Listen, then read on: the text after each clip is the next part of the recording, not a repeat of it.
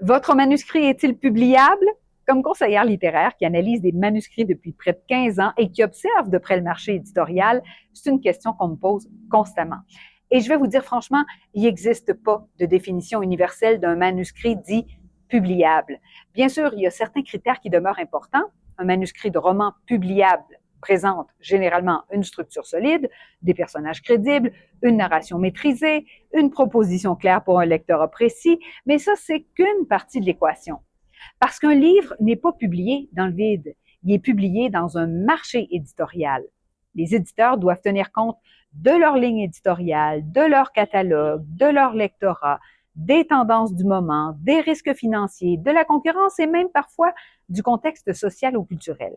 C'est pourquoi un même manuscrit peut être refusé par plusieurs maisons d'édition et susciter un véritable coup de cœur ailleurs. De l'intérieur du milieu littéraire, je peux vous dire qu'un refus ne signifie pas automatiquement qu'un texte n'est pas publiable. Très souvent, ça signifie tout simplement qu'il n'était pas publiable pour cet éditeur précis à ce moment précis. La vraie question, c'est donc pas mon manuscrit est-il publiable? La vraie question, c'est est-ce que mon manuscrit possède les qualités nécessaires pour trouver sa place sur le marché du livre? Et ça, c'est une question un peu plus complexe, mais aussi beaucoup plus intéressante parce qu'en édition, la qualité d'un manuscrit compte énormément, mais la rencontre entre le bon livre, le bon éditeur et le bon moment, ça compte tout autant.